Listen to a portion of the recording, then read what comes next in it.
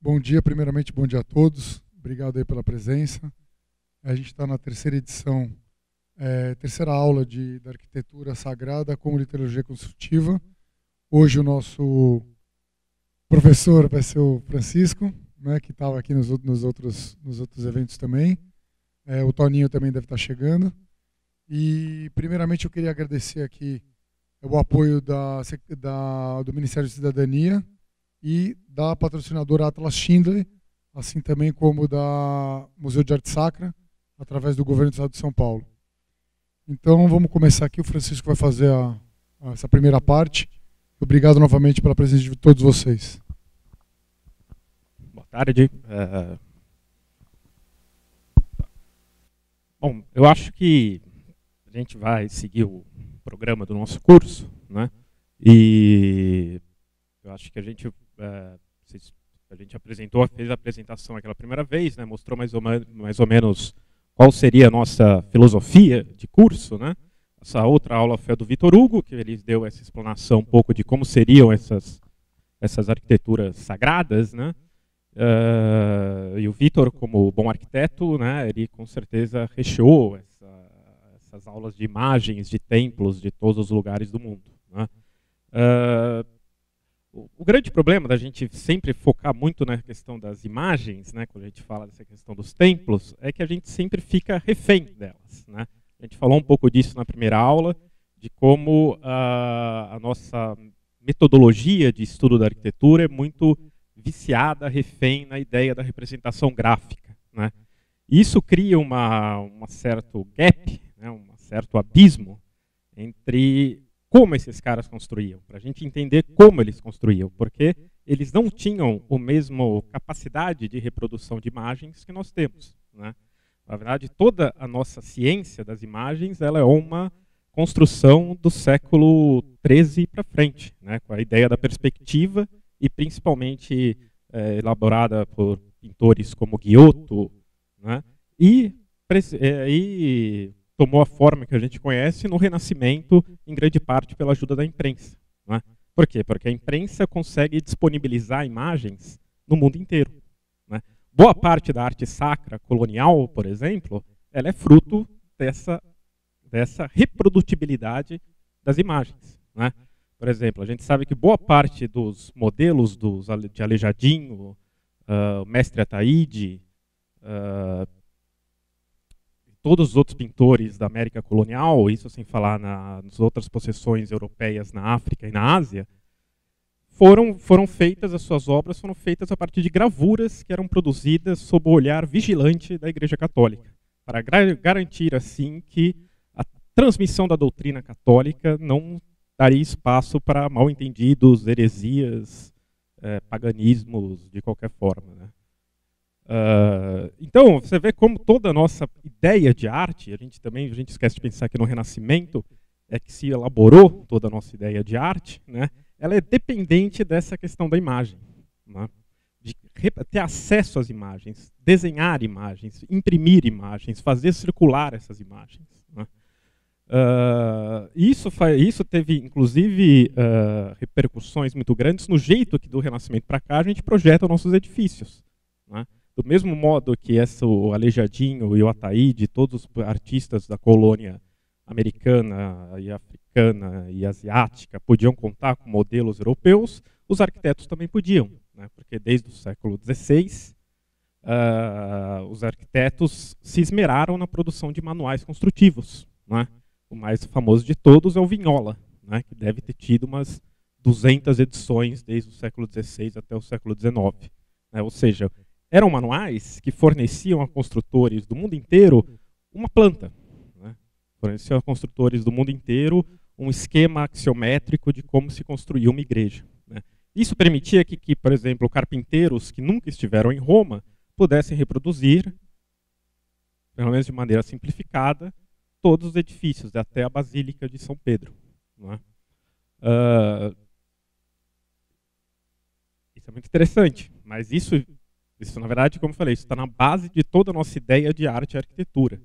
Mas se a gente quer alcançar o que veio antes, né, a gente tem que aprender a ficar um pouco jogar sem imagens, né? Voltar a ver como esses essas pessoas que construíam esses templos, e a gente está falando do templo não só porque é o nosso assunto, mas é porque de onde derivou todo o que a gente chama de arquitetura, né? A gente tem que aprender a ver como eles construíam sem imagens. Né? Quando a gente fala de... E isso é uma coisa que a gente esquece também, isso eu acho que é uma coisa que... qual que são as dificuldades disso? As dificuldades é que a gente não tem nenhum registro, poucos registros, vamos dizer assim, de como esses caras procediam. Né? Isso é um trabalho muito mais que tem que combinar tanto o conhecimento arqueológico dos restos dos seus templos, como também dos seus mitos. Né? Então, eu inicialmente tinha pensado essa aula para a gente fazer uma coisa, vamos pegar desde o zigurate até o cristianismo. Né? Mas como a gente vai ter que ficar jogando com essa coisa de mito, né? Essa coisa de mito é meio cabeçudíssimo demais, é uma coisa meio que cansa, né? Eu acho que é melhor a gente, como a nossa próxima aula vai ser sobre a organização das paróquias, inclusive chegando até a Capela de Santa Luzia propriamente dita, eu pensei em dividir. Né? Vamos fazer essa... Hoje a gente foca mais nessa questão do templo pagão, né? E na próxima aula a gente entra de como o cristianismo herda essa herança pagã e faz dela a base para os seus próprios templos. Né? E a gente esquece também que isso é uma coisa interessante, a gente tem que pensar, porque toda a nossa, que a gente chama de arquitetura clássica, né? Isso é ou seja, uma arquitetura que teve em voga até o final do século XIX, começo do século XX, embora a gente usasse ela para templos, não só templos, mas a gente usasse ela para prefeituras, até fontes de água, né? Estações de ferro, né? Todo o vocabulário da arquitetura clássica ela é derivada do templo. Ou seja, a gente está falando de que a nossa ideia de arquitetura, até o modernismo, era praticamente uma secularização de motivos religiosos. Né? Isso é uma coisa que começa assim, isso a gente vai falar, isso também, justiça seja feita à nossa tradição. Né? Os próprios gregos, por exemplo, já tinham dado uma certa maleabilidade nisso. Né? Por exemplo, tanto que se todo o nosso vocabulário se desenvolve o que a gente chama de período arcaico e clássico da Grécia, né? Ou seja, a gente está falando mais ou menos do século VIII até o século V antes de Cristo, já no final do que a gente chama de período helenístico, né? Lá pelo século III antes de Cristo, e isso Roma desenvolve de uma maneira muito maior, muito mais forte, esses modelos religiosos já tinham passado para arquiteturas profanas. Então, por exemplo, a ágora grega, já nessa época começa a apresentar colunas que antes eram sagradas, né, que eram restritas ao templo. Né. Roma pega isso e desenvolve isso de uma maneira absurda, tanto que Roma, às vezes até casas, né, frontões de casas, a arquitetura das casas seguem de maneira rígida as regras que antigamente eram restritas à arquitetura religiosa. Ou seja, então, a gente herda essa herança, e como também isso é uma coisa que é importante a gente lembrar, toda a nossa ideia de arquitetura clássica e de renascimento vem de Roma. Né? A gente tem acesso às colunas gregas, à ideia das artes gregas, dos deuses gregos, do panteão grego via Roma. Né? Até porque no século XVI, no século XV e XVI, que é o auge do Renascimento, a Grécia não era acessível a nenhum europeu por causa que ela pertencia ao Império Bizantino. Ou seja, só no século XVIII, quando esse império começa a ser enfraquecido pela presença das armadas europeias no Mediterrâneo, como exemplo a Inglaterra, é que as ruínas gregas vão poder ser vistas em primeira mão. Né? No máximo, você tinha que se contentar com alguns poucos templos que os gregos construíram na chamada Magna Grécia, que é a Sicília. Né? Nós temos o templo de Agrigento, por exemplo. Então, esses eram os poucos. Agora, na Grécia continental, na Grécia do Mar Egeu, a gente só foi ter acesso a isso no século XVIII. Então, a gente vê que a gente já se acostumou a pensar na arquitetura clássica como uma arquitetura quase desacralizada, né? Que podia ser usada até em chafariz. Né? Até uma cozinha podia ostentar esses motivos que antes eram sacros. Né? Até por causa desse contexto também, a gente perdeu um pouco a ideia de quais seriam os significados primeiros desses motivos. Né? Qual seria o significado primeiro da coluna? Qual seria o significado primeiro do capitel, né? Do frontão, né? Do estilobata, né? Que é o piso do templo. Então, para reconstituir isso é muito difícil, porque nenhum arquiteto grego deixou qualquer escrito sobre os seus templos. O único que a gente tem desses escritos técnicos da antiguidade é o de Vitrúvio, que foi um arquiteto romano. Né? Ele mesmo nunca foi um construtor muito profícuo. Né? Ele não teve uma obra grande construída, mas ele foi um grande compilador. Na verdade, o que Vitrúvio, os seus 10 livros, constituem um único manual técnico sobrevivente de um artista da antiguidade, é nada mais do que um monte de compilação que ele cita algumas, não cita outras, e a gente fica tentando até hoje entender o que ele quis dizer. E ele era um grande compilador, mas ele não era muito hábil. Muitas vezes ele confunde informações, né, condensa coisas de uma maneira muito enigmática aos nossos olhos de hoje. Né? Então, não resta nada mais a fazer do que ficar sempre fazendo um cotejamento entre os mitos, que a gente sabe, que a gente conhece muito, né, porque a compilação dos autores antigos foram muito fiéis nesse sentido, dos mitos gregos e romanos, e cotejar isso com os restos arqueológicos que a gente encontra. Qual que é o grande problema de trabalhar com mitos? É porque, mais confuso do que mito, é só entender, para um historiador, entender mito só é mais difícil do que entender sigla de partido, sabe? Não dá, né? Quando você vai dar aula, você fica decorando aquilo. Então, porque mito é pior ainda. Porque o que a gente vê como mitos gregos, a gente começa a averiguar, a gente começa a ver que aquilo não é grego. Né? A gente conhece uma versão grega de um mito fenício. Ou a gente conhece que não chega, que na verdade não é fenícia. Ela chega pelos gregos, pelos fenícios, mas na verdade remonta à Mesopotâmia. E quando a gente vai ver, e é isso que a coisa começa a ficar cabeçuda, é que a gente vê que, na verdade, a gente está sempre contando as mesmas histórias de maneiras diferentes. Então, os mitos, na verdade, é difícil até, não é impossível, não é difícil, é impossível estabelecer uma origem desses mitos. Porque se a gente for ver, a própria base dos mitos, ela reside numa coisa que é universal, que é a linguagem. Né? Um exemplo muito interessante disso, você vê como essas coisas... E aí como a gente começa a ver? Mito também é uma coisa que é tão difícil que a gente começa a achar até tentador umas teorias esotéricas do mito. Né? Coisas como inconscientes coletivos, arquétipos. Né? Isso são coisas que são sedutoras porque são fáceis. Né? São fáceis de linkar uma coisa a outra. Como se existisse quase um inconsciente coletivo comum que seria a base de toda a cultura humana. Né? Embora agora a força do arquétipo ele existe, em grande parte porque ela tem que partir das condições que são universais. E eu acho que nesse ponto um bom exemplo, vocês entenderem o que eu estou falando, é a gente pensar na questão do corpo. Né? Dizem que alguns estudiosos da linguagem, estruturalistas, né, eles começam a ver que boa parte do que a gente seria o arquétipico seria nascido da experiência corpórea, que é a primeira experiência que você tem no mundo. Né? Na verdade, o que eles dizem, inclusive, eles fazem isso, eles linkam com a psicanálise, é de ver que toda a linguagem ela surge da consciência da separação de que você é um corpo e o resto do mundo está fora de você. Não é? Isso, se a gente for citar, por exemplo, um psicanalista chamado Winnicott, fala que, na verdade, essa é a base da consciência do bebê. Quando o bebê ele nasce, né, ele não se vê como uma coisa separada da mãe. Ele e a mãe são uma coisa só. Isso, na verdade, grande parte do amor materno parte um pouco disso, porque a mãe ela acha que ela, pelo menos enquanto ela demora a perceber que o filho, quando ele nasce, já não é mais parte dela. Né? Então essa identificação narcísica que a mãe tem com o filho é a base dessa coisa que o filho pensa que ele também é a mãe. Né? E é quando você toma uma consciência, a partir mais ou menos dos 8 meses de idade, que o bebê toma uma consciência de que ele e a mãe são separados, é que ele pode pensar na linguagem. Porque ele se vê como um ser separado do mundo. Ele começa a ver que a experiência corpórea dele só diz a ele. E se ele quiser alcançar o outro, o mundo externo, ele vai precisar de alguma ferramenta.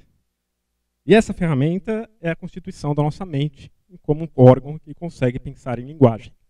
Né? Então, qual que é a primeira ferramenta que a nossa mente, a gente pensa em mente não como sinônimo de cérebro, mas como sinônimo de consciência. Qual que é a primeira ferramenta que ela conta? É o corpo, porque é a primeira experiência que ele tem. Né? E para você ver como essa coisa do corpo se desdobra em mitos. Né? Eu acho que um bom exemplo é que tem a questão do pé. Né? Por exemplo, se a gente vê que o pé está presente em um monte de mitos. Né? Por exemplo, Édipo, para a gente ainda se manter no campo da psicanálise, a etimologia do nome de Édipo quer dizer pés inchados, pés machucados. Né? Do mesmo modo, Aquiles, ele é um ser imortal, mas que tem um único ponto fraco, o pé, que é onde ele foi, onde a mãe, quando, sei lá, besuntou ele numa fonte sagrada para ficar imortal, só o pé que ficou de fora porque ela estava segurando. Né? Isso é importante, o pé, até na história da antropologia, porque foi a partir dessa comparação com as lendas clássicas que envolviam o pé que o Lévi-Strauss percebeu que tinha alguma coisa de fundo estrutural nas histórias que ele ouvia dos índios americanos. Né? Porque era uma história de um índio que... eu não lembro muito bem os detalhes, então não posso estar falando algum erro, mas vocês podem consultar o Lévi-Strauss, né? O que é chato pra caramba, mas é mais ou menos assim. Que um índio que depois que ele consegue antecipar a chegada da estação chuvosa, ele se torna manco. Né? Ele começa a mancar. O manco também, ligado a essa coisa do pé que manca, também é uma coisa quase corrente em toda a história da humanidade. Né? E o que o Lévi-Strauss percebe é que, na verdade, a manquidão ela não é um sinônimo de uma, nesse caso, dessa interpretação anterior desse mito da antecipação da estação, de que como o homem, interfere no ciclo das estações, ele comete um pecado natural e se torna manco. Né? Ele percebe que, na verdade, isso remete a uma viagem ao reino dos mortos. Né? Qualquer pessoa que isso, na verdade, ninguém pode viajar ao reino dos mortos, os seus heróis, Heracles, Aquiles e Édipo. Né? Édipo, quando ele confronta a Esfinge, na verdade, como a gente conhece a história só pelo Sófocles, que já secularizou esse mito, transformou esse mito numa discussão política de o que constituiria a polis grega, ele seculariza esse mito. Mas quando o Édipo confronta a Esfinge, e lembre-se que se ele não decifrar os 3 enigmas, ele morre, ele está confrontando a morte. Então ele confronta a Esfinge, liberta a cidade. Isso, na verdade, é uma metáfora da viagem aos mortos. Não é? E quando ele volta manco. Não é? Ou seja, ninguém, por mais o herói, por mais heróico, poderoso, semideus que seja, consegue ir ao reino dos mortos e voltar à ação. Ele volta manco. Né? E o manquidão, na psicanálise, é muito interessante que a manquidão ela é própria dessa ideia do sofrimento. Existe Freud mesmo cita a ideia de que... o quê? Ele cita um poeta árabe do século XIV, eu acho, chama Al-Hariri, e diz, isso ele está falando no Além do Princípio do Prazer. Ele diz que aonde não podemos ir alcançar com os olhos, nós só podemos tentar chegar mancando. Ou seja, ele cita isso num contexto muito próprio do texto dele, que ele diz que o sofrimento faz parte do desenvolvimento humano e blá, blá, blá, blá, blá, blá, blá. Mas ele remete, o que o Al-Harari diz, nesse caso, remete muito a essa questão de que a própria desenvolvimento da personalidade, né, a própria jornada do homem na Terra, né, é feita de um sofrimento. E ir ao Hades é mais ou menos isso. Ir ao reino dos mortos é sofrer. Né? No caso do Orfeu, por exemplo, ele vai ao reino dos mortos, resgata sua namorada, né, que era Eurídice, né, mas ele comete o erro de olhar para trás, né, que é uma coisa que ele tinha sido avisado que ele não poderia fazer.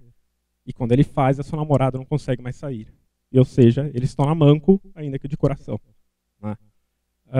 Então você vê como essa ideia do pé, né, ou seja, um simples ato de estar com o pé inchado, de mancar de um pé, né, ele faz base, ele se torna base para uma série de mitos que está presente em toda a mitologia. Né? E eu estou falando isso não para ficar vomitando erudição em cima de vocês, mas para falar que essa identidade corpórea, essa base da percepção do que a gente tem do corpo, e isso eu falei um pouco na primeira aula, ela também não só se torna a base para esses mitos de narrativas heróicas, mas ela também é base para todas as atividades que o homem faz na Terra. Toda atividade construtiva do homem deriva desse seu desenvolvimento, dessas suas metáforas corporais. Não é? Agora vocês lembraram da primeira aula. Não é? Eu fiquei falando de como esses carpinteiros não construíam por projeto, por desenho, mas sim antropomorfizando os seus materiais e as suas ferramentas. Não é? Isso se dá porque que quando a gente está falando tanto nesse reino do mito do pé, né, desculpa, o mito do pé não, mas o papel do pé no mito, né, a gente está falando do papel do corpo na construção, a gente está falando dessa questão da viagem ao reino dos mortos, a gente está falando, não, ou seja, a gente não está falando só de uma coisa, várias coisas separadas, tudo isso se une num conceito que a gente chama de uma visão macrocósmica do universo, né, uma cosmogonia em que existe uma correspondência plena entre o universo e o corpo humano. Né? Isso é uma coisa que a gente conhece um pouco hoje em dia, né, pela a ideia da popularidade recente da astrologia. Né? A astrologia nada mais é do que isso, quer dizer, a ideia de que existe uma correspondência exata entre o movimento do cosmos, né, a coisa mais etérea e distante possível, e o funcionamento do nosso corpo. Né? Ou seja, essa visão cosmológica a gente conhece pela astrologia porque é o que restou dela, de uma maneira completamente ilegítima, a gente pode dizer. Né? Mas isso esteve na base de todo o pensamento da humanidade até o século XVIII. Né? Até, por exemplo, um químico chamado Richard Boyle acabar com a teoria dos 4 elementos, era nisso que se baseava toda a ciência humana. A medicina, até o século XVIII, nada mais era do que você fazer terapias que pudessem corrigir o estado dos 4 elementos do nosso corpo. Né? Então, você vê, na verdade, assim, não é só uma coisa de artesão inculto dos confins da Grécia. Né?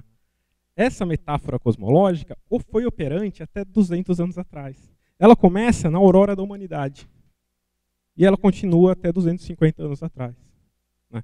Ou seja, então ela se torna uma coisa muito interessante para a gente pensar em como esses caras procediam. Se a gente não pensa em termos de microcosmo e macrocosmos, a gente nunca consegue entender como esses caras construíam e como essa ideia do microcosmo e do macrocosmos está presente nas suas construções. Qual é a principal dessas manifestações? A ideia da coluna. Porque a coluna, como a gente vai mostrar um pouco aqui, nada mais é do que um homem ou uma mulher antropomorfizada.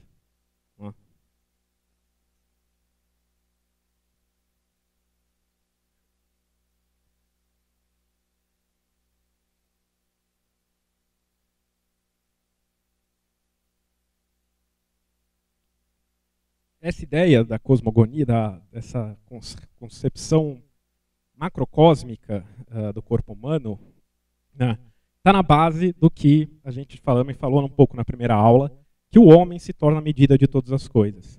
Né? O homem só pode ser a medida do universo porque existe uma correspondência entre ele e o universo. Né? Então na verdade, essa operação de atribuir significados humanos aos movimentos do universo como um todo, é o que a gente chama de uma base dessa metáfora, né, antropomorfizada da natureza. Ou seja, o cosmos nada mais é do que uma série de atributos humanos. Né? Isso é muito, por exemplo, como isso opera, por exemplo, na astrologia. Né? E isso é uma coisa interessante de vocês pensarem como o homem vitruviano, né, que na verdade, por que a gente idolatra isso como se fosse o próprio nascimento da Idade Moderna? Né? Ele é o homem, né, colocado nas formas mais racionais e puras, né, o quadrado e o círculo. Né? Ou seja, a divindade do homem, toda a dignidade do homem, está na sua plena adequação ao círculo e ao quadrado. Né? Mas é interessante pensar que ele lembra um pouco esses esquemas astrológicos do homem zodiacal. Né? O homem zodiacal, como eu falei, ele tinha uma função muito voltada para a medicina. Né? Vocês podem ver que a cada parte do corpo corresponde um signo. Né? Vamos ver aqui. Os pés é peixes, as canelas é aquário, o joelho é capricórnio, as coxas é sagitário, o ventre é o escorpião, o estômago é libra, a barriga é libra. O que é isso? O peito é o coração, no caso, né? É leão. Sei lá, o esôfago é virgem, sei lá. Caranguejo também se torna aqui o tórax, Áries na cabeça. Então, ou seja, isso tinha validades médicas, sabe? Por exemplo, se você estava no tempo de Capricórnio, por exemplo, que é o inverno austral, não, austral é aqui, né? Setentrional, você era mais propenso a sofrer do joelho. Né? Isso, se você for ver, isso era muito comum até o século XVI. Isso, a gente está falando uma coisa pagã, porque a astrologia era plenamente conciliável com a tradição cristã até a Contra-Reforma. Né? Tanto que era muito popular no século XVI os chamados almanacs, né? Herbários, que eram todo ano se publicava para os agricultores e as pessoas saberem. É como se fosse um tipo Reader Digester, sabe? Seleções que se publicavam naquela época e você sabia quando plantar. Você não podia plantar quando o escorpião estava em Vênus, sei lá. Você não podia... se era, por exemplo, outono. E lá no norte correspondia ao signo de Libra. Virgem e Libra. Como o outono é uma época de muita viração, né, o tempo muda muito rápido, né, era muito perigoso. Né. Então, todos esses signos que iam desde do fim do leão até o escorpião eram signos muito perigosos para doenças. Né. Isso faz com que, por exemplo, o escorpião seja até ainda hoje um signo associado com a morte. Né.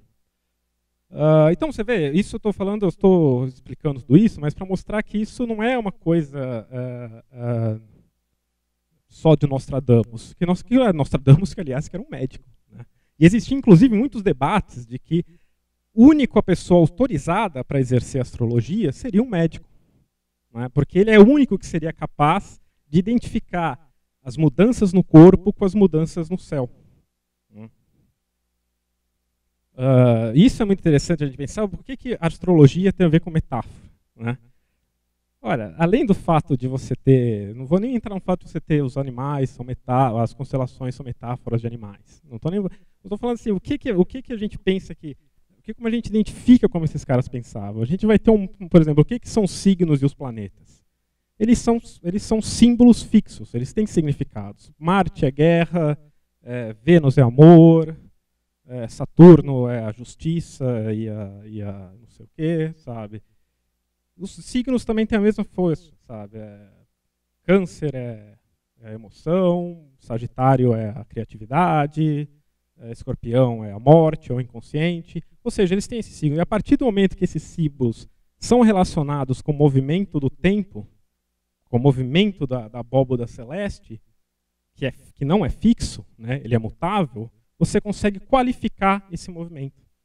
Ou seja, então na astrologia, no final das contas, ele é um jeito de qualificar o tempo. É muito diferente do que a gente pensa do tempo, que a gente tem uma concepção linear do tempo. Né? A astrologia não, ela tem uma linear e quantitativa do tempo. Né? E a astrologia, ela tem uma, por ser, e não ser por ser astrologia, mas por ser uma coisa baseada no microcosmo e no macrocosmos. Ela tem uma visão diferente, completamente diferente. Ela é cíclica e qualitativa. Então, o jeito mais estranho para a gente é querer qualificar o tempo, porque o tempo é só quantidade. Nesse pensamento, não, o tempo é qualidade. E a qualidade do tempo, ou seja, do movimento da abóboda celeste ao longo do ano, é qualificado pelos planetas e pelos signos que aparecem no auge do céu. Né? Ou seja, nada mais é do que uma metáfora. Né? Você estabelece um valor de uma coisa a partir de outra. Ou seja, o momento do ano é qualificado pelo valor do signo e do planeta que está lá em cima. Né? Ou seja, isso é metáfora. Na verdade, essa é a base de todas as metáforas. A base de todas as metáforas é falar